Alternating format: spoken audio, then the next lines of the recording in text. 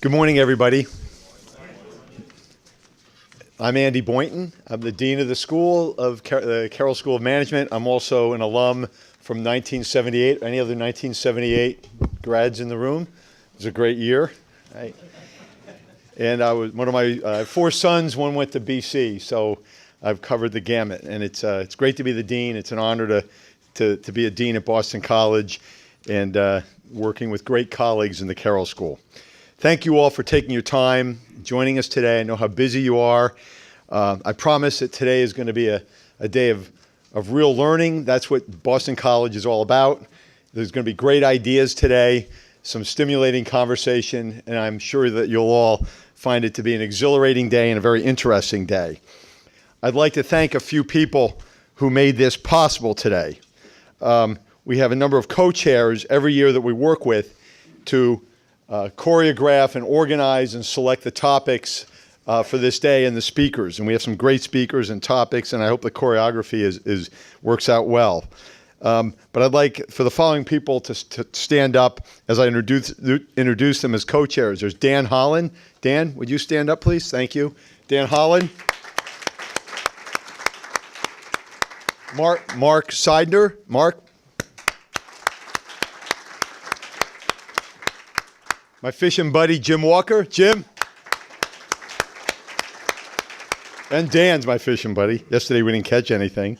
And Lindsay LeBou could not be with us today because of family issues. She's a co-chair. And Professor Jonathan Reuter. John, would you stand up? Thank you all for your many conference calls, your time, and your thoughts throughout the past year. And working on the team to make this happen. We're not going to spend a lot of time talking about the Carroll School today. There's a number of posters and so forth that are in the hallways, and you can read about the Carroll School, the great faculty, the great students that we have. It's a terrific school of management at a terrific university. We don't live and die by the rankings here, but just a few, because they're out there, and I think they're directionally correct, if not precisely correct. But the finance group was rated by USA Today as the number 2 finance department and place to get a finance degree in the country. Number 2, the first one being the University of Pennsylvania's Wharton School of Business. So number 2 is not bad. We want to be number 1, but number 2 is not bad. And and that's a credit to our terrific finance faculty. And I mean underscore and bold, great, terrific finance faculty, very talented colleagues. It's great to work with them. The undergraduate program, which is kind of our signature here, we have 2,000 undergraduates, 2,100 undergraduates in the Carroll School that focus on management. There's about 9,000 undergraduates at BC, so it's a pretty big chunk of BC. The undergraduate program is ranked number 3 by Bloomberg Business Week, up from 11 and about a dozen years ago. I think we were like 23 or 24. But the point is, it's gotten better. I don't think there's a better undergraduate business school in the country. And yet we're going to keep getting better and better. It's a great undergraduate program. We get great students, blend them with the faculty we have, and wonderful things happen in Fulton Hall. The conference today, as I said, is going to be filled with great speakers and great panels and so forth. And we have great people in the room. We're all going to learn from each other today.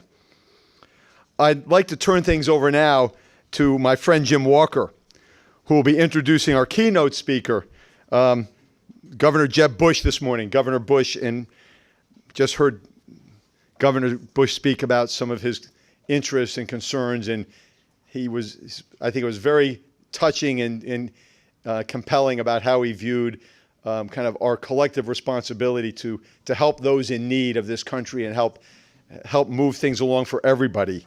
So I was stirred by his comments that were made over a breakfast. But Jim Walker knows Governor Bush, and we're fortunate, and Jim helped organize the governor's presence here today, which we're honored by. Jim is the former managing partner at Fir Tree Partners. Jim's an alumnus of the Carroll School's class of 1984. He's the parent of a rising senior. Sydney, is Sydney in the room? Where's Sydney? Sydney, great that you're joining us today. And Sydney's in the Morrissey College of Arts and Sciences. Jim, would you come up and introduce Governor Bush?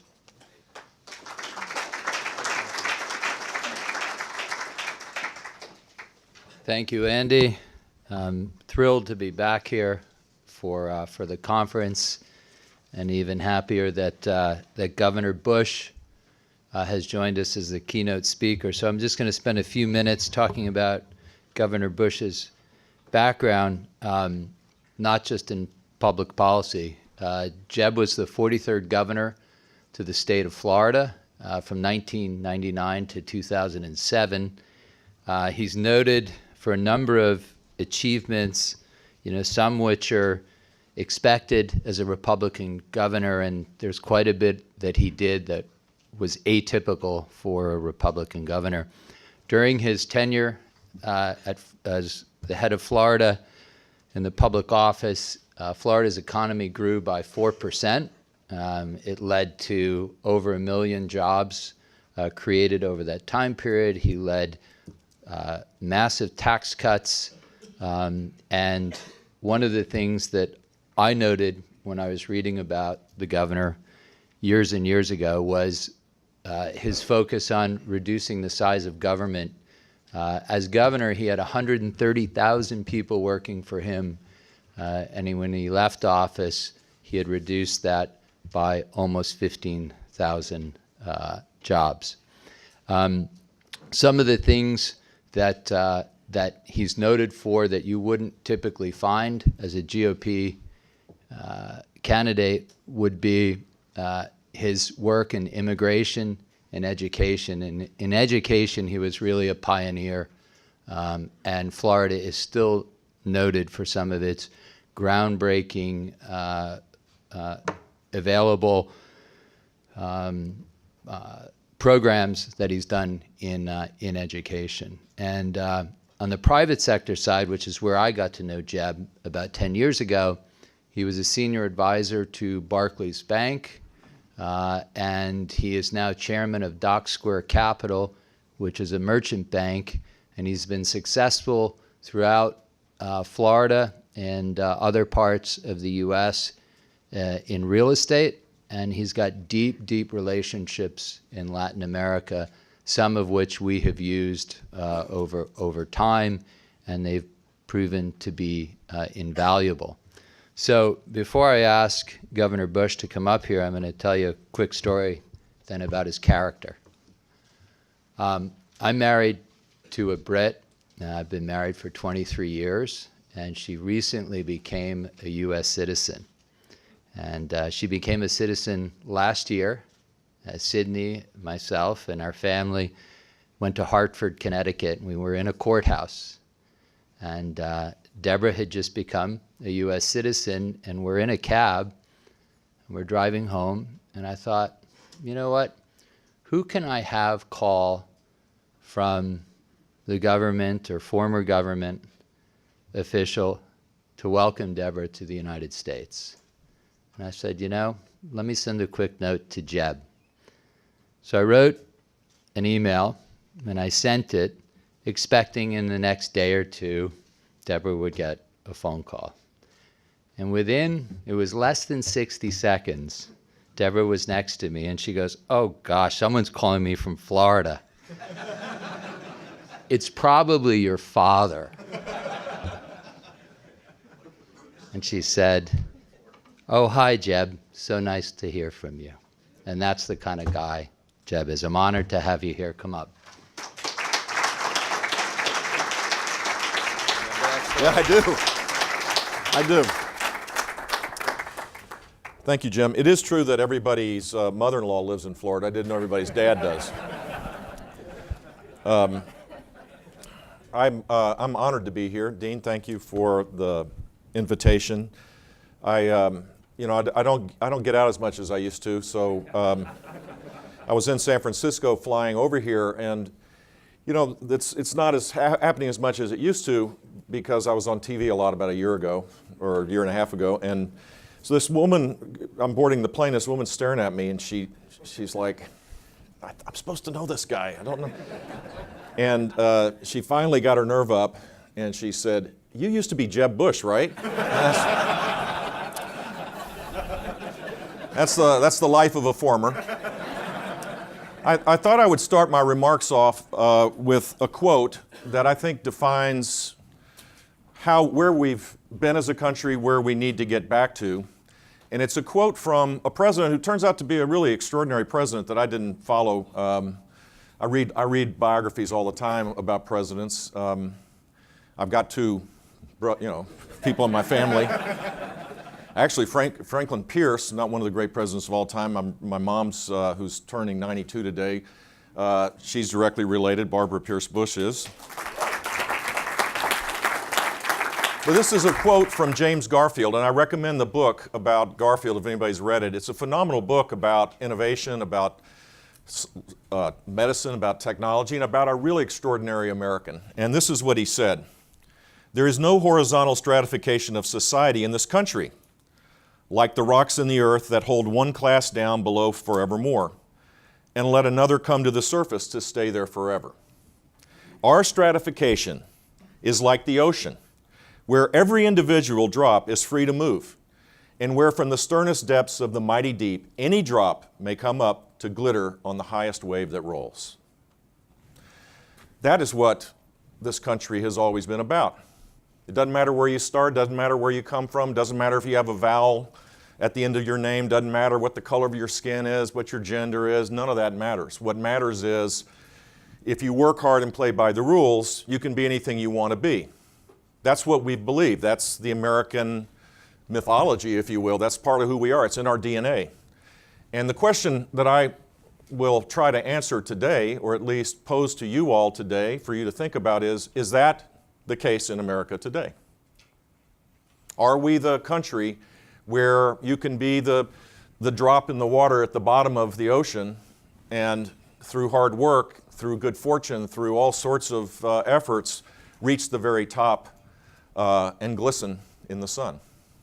I don't know, and that's kind of where we are. We'll look back at this point in time in history, and it's possible that we'll say we figured it out, as we've always done in the past.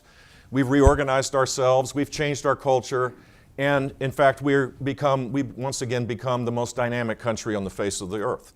That's what I think our aspiration should be, but a lot of that's in question now, because the things that would allow that drop of water to rise up in our society have been timeless things that have always been strong. They start with strong family life.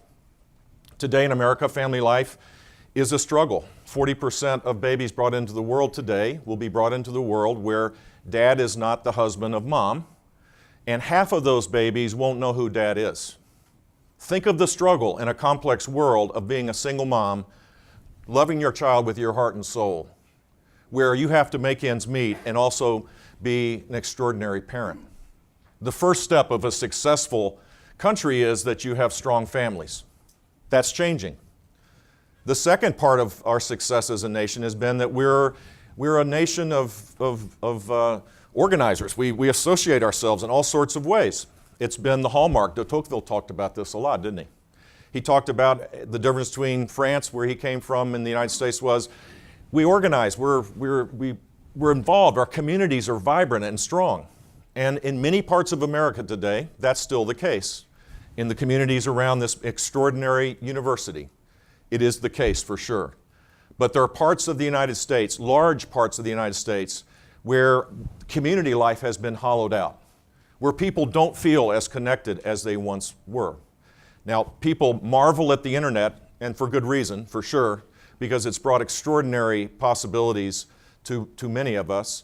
But it also has allowed us to organize ourselves in ways that aren't as connected as we once were. So if I was here 50 years ago, I bet that most of the people in the room would either be a Kiwani, a Rotarian, or they'd certainly be attending church. They would be involved in the community chest, I think it was called back then, or the United Way. There was all sorts of these mitigating institutions that allowed us to be imperfect, but allowed us to not make the kinds of mistakes that would put us back for forever and ever. Is it the same today? I don't think it is. In fact, every indication is that our society, that community life isn't as strong. We've abdicated our own responsibilities of taking care of one another, And we've allowed our government to grow to the point where we're not as dynamic as we once were. In fact, if you're born poor in America today, you're more likely to stay poor than any time in modern history. And if you're born wealthy, you're more likely to stay wealthy. Part of it is this crazy monetary policy that I'm sure people will talk about in the conference today. Part of it is just the nature of how society works today, where wealth is protected in ways that is pretty extraordinary. But we're not as dynamic for sure. Business startup rates are very low. Productivity rates are low. And people are anxious about the future for good reason. I always wondered why it is that this was such a earth-shattering idea for the elites and for people that give opinions on television, why it is that people are struggling, why it is that people are angry, why it is that people are deeply pessimistic, why it is that Donald Trump got elected. The reality is that people are anxious about the future. The reality is they don't believe that the institutions that have always been there to protect us, to allow us to rise up, are working for them as they might have been for their parents. So what should we do about it? Frankly, history is made, it's not reported on. We can define our future in our own ways, can't we? And we'll look back at this point in time 25 years from now, and it'll be one of those times in history where we have gone from one kind of economic era to another, one societal era to another. And I would suggest to you that if we get it right, this will be the most amazing time to be alive. But what should we do? First and foremost, I think what we ought to do is to try to create high sustained economic growth where everybody has a chance at earned success again. That should be the national aspiration. Whether you're a liberal or a conservative, whether you're a Republican or a libertarian or a socialist or a Democrat, it shouldn't matter. High sustained economic growth creates more opportunities for more people, plain and simple. And if you define that growth in a way that isn't for those that have already made it, but for everybody to have a chance to achieve earned success, we can get back on track.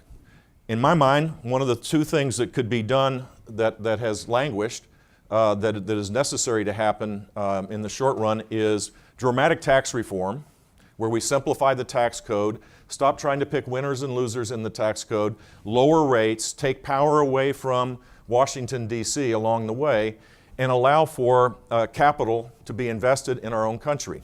That means moving to, away from the worldwide taxation scheme that only the United States has. I think maybe Saudi Arabia has it as well, and that's it. And moving to a territorial system. It means full expensing of all investing in the United States so that we get back building the real economy. It means lowering rates so that we're competitive with the rest of the world. And it means that we should stop asking the political class to pick winners and losers at every step along the way. I don't think we need an oil depletion allowance, Dean, but we also don't need tax credits for algae development or solar power or for wind power. Let markets work. As they say in North Florida, let the big dog eat, because the big dog will eat if it's unleashed. And the tax code has held us back in ways that is devastating for a lot of people that aspire to be able to get the first rung of the ladder. Secondly, how we create rules. The rules that we're imposing on the next generation of job creators and wealth creators is stifling their actual existence. And every indicator suggests that we're not nearly as dynamic as we once were. The best indication of success in that regard would be that there'd be a lot more business failures and a lot more business startups. That you'd have a velocity of people moving jobs, not fearful of losing their health care insurance, and being able to move to the next job, to take a risk, to take a chance, to be able to apply themselves to be successful. But because of the things that we've relied on aren't working, health care insurance certainly being one of those, people are stuck and we're not as dynamic. And so reorganizing rules towards the 21st century, I think, needs to be part of that. We also need to be younger and more vibrant. The simple fact is demography can be destiny unless it's altered. And today in America, and this is good news for people my age, and hopefully 10 years from now, everybody in this room will be 10 years older. Has anybody got a problem with that? We're all getting older together. And as a result, we now have big challenges related to our own demographics. One of the solutions to that is for people to be more optimistic, because when they are, they create more families, and when that happens, you rebuild the demographic pyramid. But secondly, we need immigration reform. We truly need to have a growing economy where people can achieve earned success. This is not a zero-sum game. This is where I've got tire marks on my forehead for advocacy of this, but the simple fact is, for us to be successful, to grow at 4% or 3.5% rather than the anemic 1.5% to 2% that now is the so-called new normal, we need to have young, dynamic, aspirational people coming into our country. Put aside all of the rule of law questions that I totally believe is important. People coming here illegally, there should be fewer of them. But look at the legal immigration system that we have, and you would realize that it's not designed for high sustained economic growth. Today in America, family reunification is the driver of legal immigration.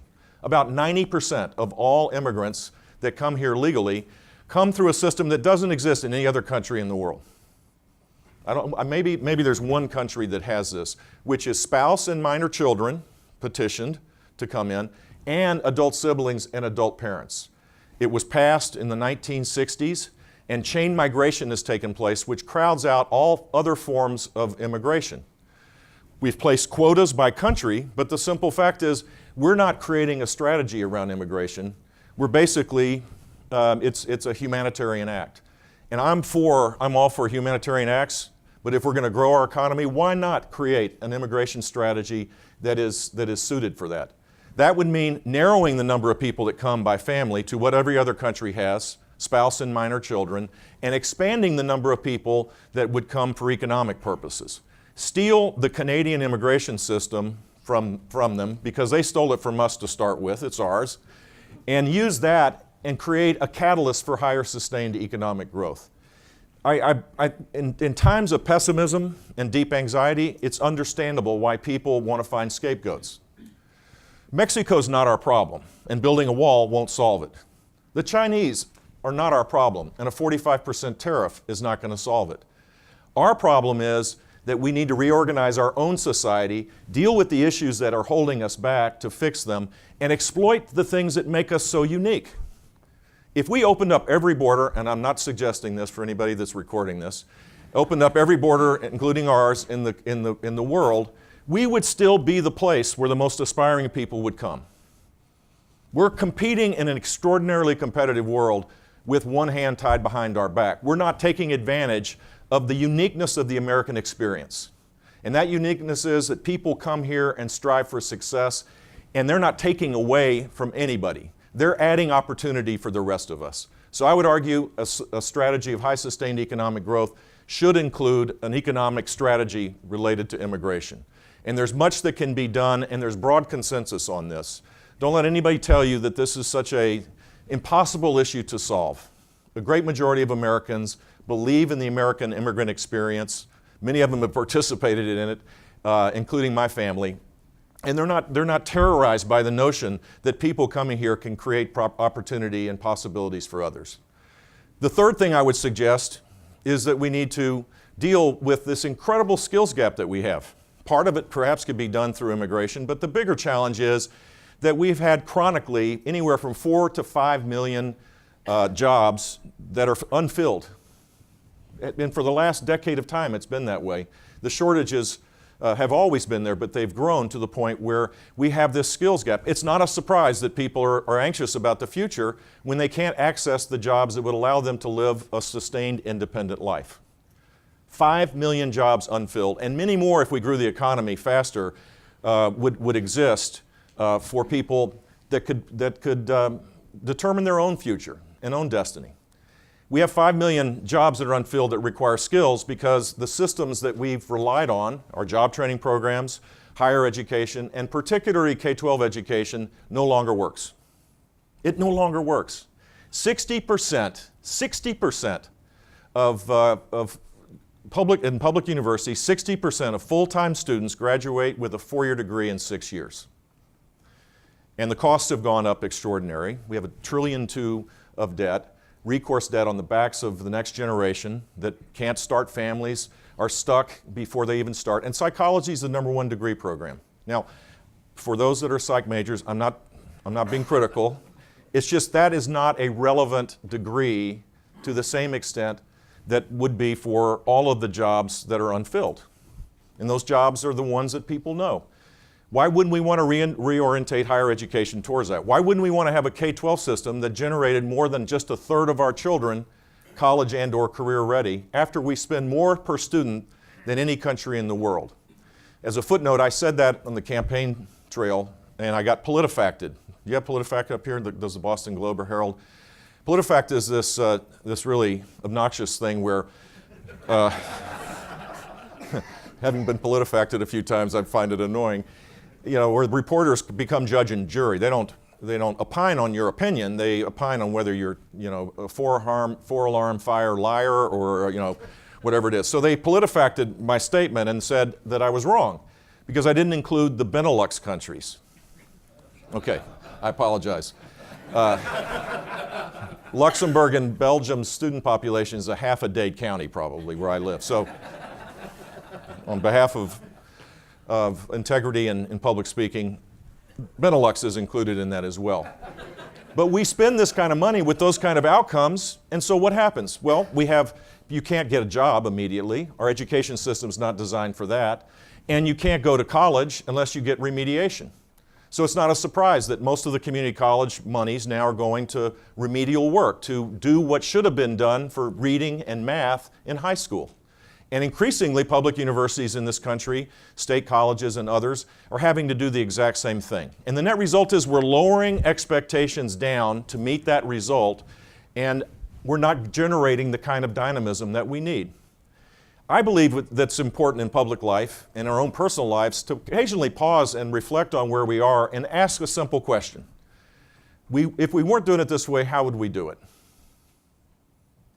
Imagine if we had that chance in K-12 education. My guess is we wouldn't have a 180-day time for learning each year, where you have atrophy in the summer, where kids have to almost relearn the last 2 months of learning. You wouldn't have that because kids don't go out into the field now to harvest the crops, which was the purpose of the 180-day governance model.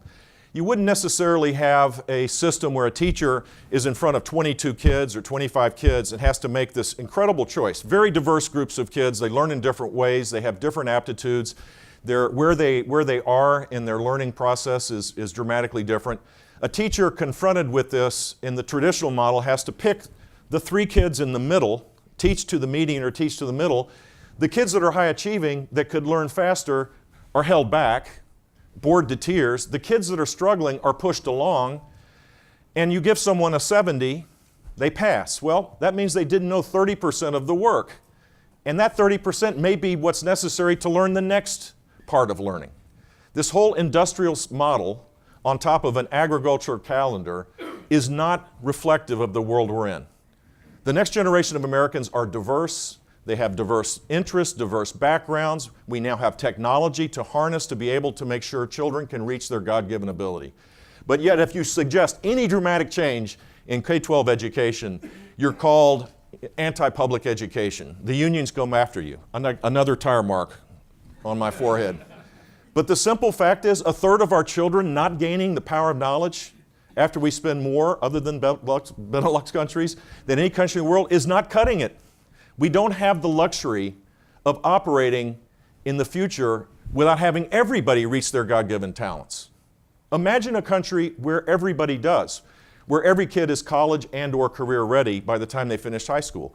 All of the angst that people feel would be eliminated. The world, the knowledge economy that we're moving towards requires skills far more advanced than what any expectation was just 30 years ago. I'll give you an example. UPS, a couple of years ago, decided they have all this data. Imagine every data point that UPS has, every truck. They know exactly where it goes. They can organize, engineer everything about their business through that data. They determined, other than in the UK, that no truck would take a left turn anymore. Now, living here, I imagine that's probably counterintuitive. In Miami it is. I mean, you want to get there the quick as you can, and left turns always seem like the shortest route if you have to go that way, right? Well, UPS determined that's not the case. And the net result of implementing this strategy based on technology that wasn't available probably 5 years ago, the ability to take massive amounts of data and mine it for increased productivity, the net result was that they saved, I think, 100,000 tons of carbon emissions annually. They drove something like 2 million miles less, and there's 1,000 fewer trucks, which means there's 1,000 fewer truck drivers. You go through every aspect of our economy where we're moving. The challenge today is going to be, what are the skills necessary to work at UPS? It was being a good truck driver, having a clean record, being able to take instructions. But increasingly, it's not going to be that. It's going to be higher skills. Every aspect. If you're in the retail sector, the greatest challenge right now is whether you're going to sell through brick and mortar stores, because those are closing at warp speed, being replaced by very innovative companies that hire probably 1/10 of the employees. Amazon, with great pride in that period where President Trump had people rolling into the Trump Tower to announce big job creation, it was kind of fun to watch. Amazon announced that they were creating 100,000 new jobs in warehouses and logistics work, some of which would be high paying, some probably not. What they didn't say was how many jobs were going to be dislocated because of the efficiency that they've harnessed through technology. And my guess is it was probably 500,000 jobs that are going away. And every day you see in the newspaper, you begin to see this play out. Skills required are essential for us to be successful as a nation. The net result, if we do nothing, if we just stand pat with an education system designed for the agricultural era, implemented with an industrial model, if we accept healthcare insurance to be designed in the 1950s as a tax credit to provide incentives for people to come back from war to work rather than to empower people to make healthcare decisions themselves, if we design the training programs and maintain them as they were built in the 1970s instead of dealing with the world that we're in, the net result is that we're going to be in decline as a country. But imagine a country that could get it right, that figures out that this is not a question of compassion to create crazy rules around every aspect of human endeavor. The compassionate thing to do to allow people to rise up is to change the rules of society so that people have the skills to achieve earned success, to have the courage to take on the things that used to work that no longer do. In my mind, if that's the case, we wouldn't have 13,000 government-run, unionized monopolies as the organizing governance model for millions of kids that are going to determine the fate of this country going forward. We would have a system that was student-centered, where we embrace technology, where teachers were professionals rather than basically collective bargaining units for the unions to be able to protect the economic interests of not just teachers, but all employees in the public school system. We would have a much more dynamic system, and we'd lead the world. So the question that I pose to you is, are we going to get back to the James Garfield aspiration again? Are we going to be a right to rise society? Are we going to be the America that has led the world for the last generations of time? Will we continue to lead the world? I believe we can, but it's going to require completely new thinking. And I'll close with this. The United States has always done better when we celebrate the success of people from the bottom up. We don't do as well when we abdicate our own responsibility over our own lives, our families' lives, or the people around us that may be struggling, and say, well, that's not my responsibility. America at its best is an America that solves problems from the bottom up, that allows a dynamic approach to things, that lets failure happen.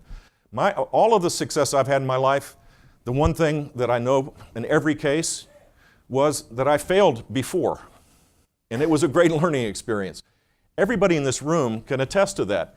We have to have a society that allows for more trial and error, more innovation, more dynamism, for more people, not just for those that have already made it. And if we do that, we'll lead the world.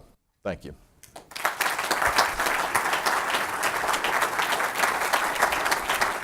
Q&A?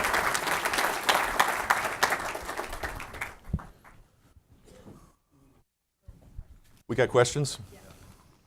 Questions? John? Sure, thanks for the comments. I was wondering if you could comment on what role social programs play and your thoughts on how they need to be adjusted Sure. Alongside what you mentioned to sort of help with the vision that you said. So as governor, I got to be governor in a state that was fast growing, that had also the social service delivery system was probably way underfunded, and certainly it was organized in back to the industrial model, very hierarchical, and very frustrating. And every day I would wake up and there'd be a case of abuse of someone in foster care, or our drug addiction issues would cascade out into the public domain. So I spent a lot of time thinking about this, and Florida, for example, was the first state to move to a community-based model for foster care, for the child welfare system. We basically took it out of the hands of the government. The government did the investigative work. We funded community-based organizations that couldn't blame the Department of Children and Families. In effect, that's the thing that was really frustrating is a child gets abused, and the first reaction is, damn bureaucrats, they can't chew gum and park their bicycle straight or something like that. Well, the simple fact is, that's a definition of who we are. It's not a definition of how government works. When we have 50,000 kids in the custody of the state in some form or another in Florida, that's a definition of me and anybody that lives in the state. So changing how you organize it so that people can act on their heart and be engaged and involved to try new ways of dealing with this is exactly what we did. And we ended up becoming a model for the rest of the country. We funded the programs more because they were underfunded, but more importantly, we changed how we dealt with these programs. We expanded. It was impossible to get a kid out of foster care and to be adopted. It was so bureaucratic because there might be one instance where a potential adopted family did something wrong, that it cast aspersions on all 99.9% that really wanted to have that child and love them with their heart and soul. So whether it's the program for the developmentally disabled, these programs need to be updated and validated, not to create an environment of dependency, but to allow people to get the support that they need, the most vulnerable particularly. The one challenge, one frustration in the campaign that is not going away. You can, the old expression that denial is a river in Africa. No. Denial is a bad thing because the power of compounding can be your friend in life or it can be your enemy. And the power of compounding as it relates to our entitlement challenges in this country is going to overwhelm the next generation. You're toast. $50 trillion net present value debt. We have about $19 trillion of government debt. We have $50 trillion of obligations of net present value costs of Medicare, Medicaid, the unfunded portion of Social Security, both the three trust funds, and Obamacare. 50 trillion, and probably being conservative. And yet the two candidates running for president were in denial. They said, no problem. And to this day, the president won't admit that we need to reform how that works. And the longer we wait, the harder it'll be to be done. There's all sorts of good ways to do this, but it requires two things that don't exist in Washington right now. One, compromise. I'm sorry, but democracy, the founders created this incredible, ingenious system of divided government, assuming that there'd be compromise. They didn't design it for gridlock. They designed it to protect our liberties. But there was an assumption that there would be consensus and move forward by compromise. And there's no efforts underway right now for anybody to admit that we've got this problem. And secondly, to begin to solve, to create solutions for it. The solutions are there, and they're not draconian. And you can preserve and protect these programs for people that have it now and assure that the next generation has a fighting chance of receiving some benefits. Yep. 2020. Who will be the primary candidate on the Democratic side? Will Trump be challenged on the Republican side? Who will be the two final candidates? Let's call Karnak. Johnny Carson needs to come back. I don't know. It could be Johnny Carson. He's like entertainers now. Or Oprah's thinking about it. Bob Iger. I think the attitude is, look, all the people that ran last time, they look like a bunch of clowns, including me. I'm sure they thought. So why not? I can do it. So it could be a sports person. Could be Mark Cuban. I don't know. I don't really. It's all of that's fun to speculate about, but it's way too early to determine the fields of either party. Let's just get through June.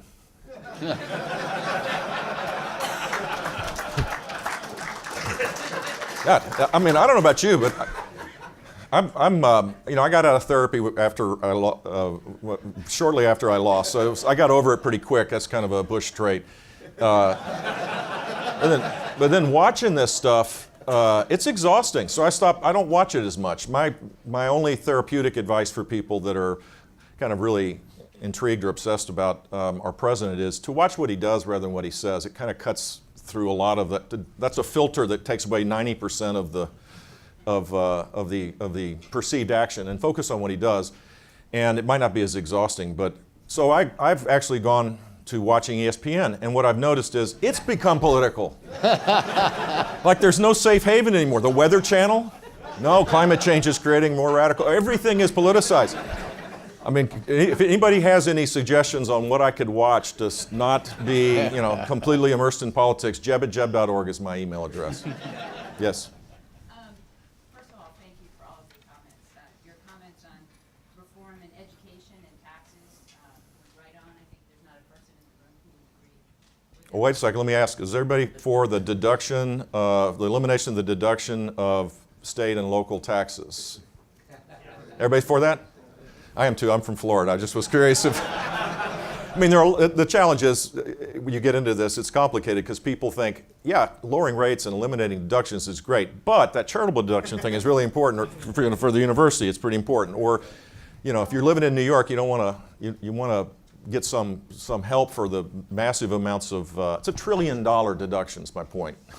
So I'm all for it, but not everybody in this room is for that. I don't think. Well, I was talking more about repatriation of taxes Yeah. for large corporations who have no incentives to bring their That's right. back into the U.S. and spend it. I think it's happening with big pharmaceutical companies. If tax reform passes, that capital will come back to the U.S. But just to go back to your It's also the source of capital for infrastructure, probably. absolutely will help Let's protect hope. our economy greatly. But I changed my question because your last comment. What role do you think, because I, like you, can't watch the media anymore. It's so sensational. What are your thoughts about the role of media and how we perceive what's happening in our own economy, what we can do to look beyond what we're being told and to what's actually happening? Yeah, this was can I tell you a quick campaign story? First question at a town hall meeting. So I'm all excited. I'm running for president. It's an incredible honor. It really is.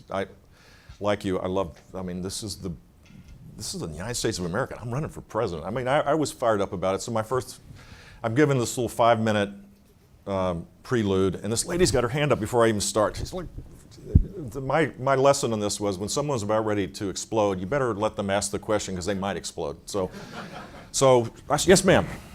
You're the first questioner. What's the question? So what's your views on TTIP? So this is a retirement community in North Las Vegas. I'm thinking, wow, this is going to be fun. I'm kind of a policy nerd. This lady actually knows what TTIP is.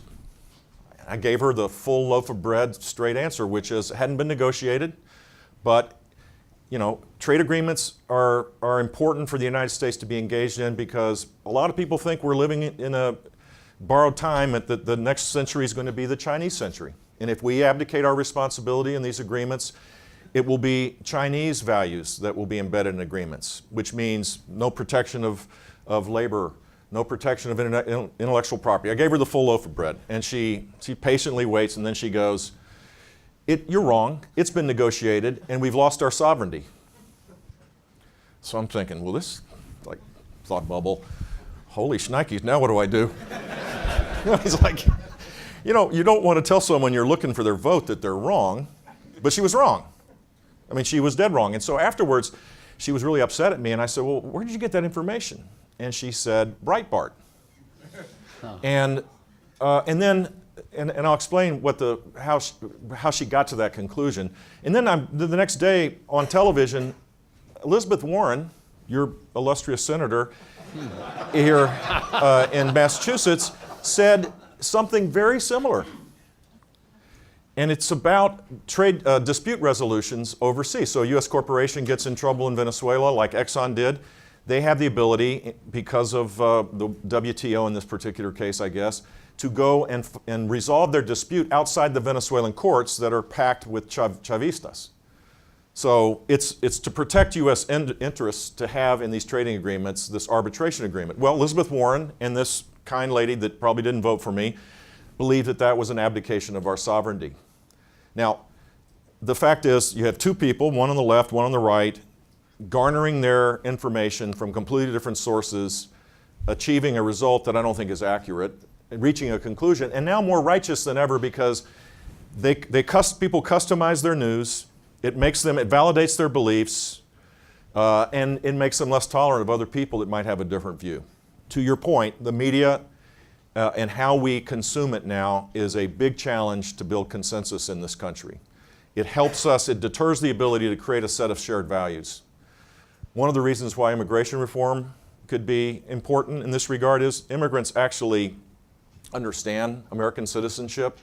They have a striving desire, legal immigrants, to make a contribution. They come with energy and joy in their hearts about what it is to be an American. They study it, they understand it, and I think we need to create a contagion in that regard. And how we consume news is one of the deterrents that makes that harder and harder. I don't have an answer other than in my own personal life. I really do try to not allow myself to be validated every time I read something or see something. You know, it's not always just to get mad. I watch MSNBC. It does get me mad most of the time. I can watch it in short doses, but I don't, you know, I try to get varying news sources personally so that I'm not put in, unknowingly kind of stuck in a trap that makes me the smartest guy in the room all the time, and I lose my curiosity or my tolerance of other people's thinking. But it's a huge challenge, and I don't have an answer to it. If you've got one, Jeb at jeb.org. I'll steal it. Yes, sir. I think I'm beginning to despair of Washington fixing itself, of Yeah. gridlock fixing itself. So I think we'll have to fix it. And I used to be opposed on principal grounds to term limits, but I'm kind of coming around on that. What do you think? Welcome to the team. No, I totally, look, draining the swamp was a classic line. It resonated with me. You know, I was thinking, okay, I didn't vote for the guy. I'm not a big fan, and everybody knows that. So, but I was hopeful that he would drain the swamp, and the swamp draining would include lobbying reform. You know, you shouldn't be elected to office and then go out the front door and get a job for a lobbyist as a congressman and walk out the, you know, go to the back door and have influence over the process. You should go back home. There should be term limits. I think there should be a constitutional convention of the states. If you really want to drain the swamp, then move to the system that the founders envisioned, which is have the states concur with a set agenda on what could be done. Term limits, a balanced budget amendment, having the Commerce Clause be restricted so that the unfettered federal government's involvement in every aspect of rulemaking and regulations in this country goes back to the vision of the founders. Those three things alone would be highly effective of draining the swamp. In and of itself, though, this is not just a structural problem. I support all those things. Lobbying reform particularly could be done by executive order if the president really wanted it. The other aspect of this is that we've got to get back to regular order as well. There has to be some recognition that the Nixon to China opportunity still exists. They just have to be embraced. I use that terminology, Nixon to China, and it shows my age. And people, you do it in a college campus, they look at you like, who the hell's Nixon? What's he have to do with China? Well, no one else could have gone to China other than Nixon. There's a lot of opportunities. Senator Kennedy is a good example of someone who no one questioned his passionate liberalism, but he would find ways to cross the aisle to solve a problem. Tip O'Neill did it. Ronald Reagan did it. My dad did it to his own demise in his own reelection. He did what he thought was right, and it created budget certainty, by the way, for 15 years. The budget surplus that Joe Scarborough brags about when he was in Congress and Bill Clinton takes credit for was created by the budget agreement in 1991. And it was the reason why my dad lost probably more than anything else in 1992. But he did what he thought was right. You can agree with it or not, but he forged consensus. That's gone. So no structural change by itself is going to solve that problem. That problem is us. That's, to your point, That has to be us rejecting the idea that we want, people that, we're not rewarding you every time you go and say, I stopped this. We're going to start rewarding you by voting for you because you did this. Needs to be part of the equation. And in American history, this is really an unusual time where right now this gridlock is not just structural, because I think that's part of the solution in my mind. And it's not just the massive amount of power accumulated in DC, it's also this inability of people to get things done. Because they're so worried, God forbid, if they had a view that was not completely orthodox to whatever the line is that you're supposed to have, that you'll be punished electorally. Well, why the hell do you go up there? If it's to it's got to be a miserable existence. Think about it. They go home, they get on the shuttle up here, or they take the flight down to Miami. Probably 20 years ago, people would see the little congressional thing on and they'd go, God, you're a congressman, that's great, I really admire you. Now they go, like, under their breath, you can hear the guy whispering, you're a SOB or something. So it can't be a fun experience to be a senator or a House member. There's very little that gets done. It would be a more joyful experience, I think, if people actually figured out creative ways to cross the aisle. Yes, sir. Along those lines of Are we finished? function and obstruction, do you think the president committed obstruction of justice in relation to what's happening now with the FBI full director? No, I don't, but who cares what I think? There's a process underway, and the testimony today is not as relevant to me in that regard as as Mr. Mueller's activity. It would be great to get back to the business of governing and less about the swirling controversies.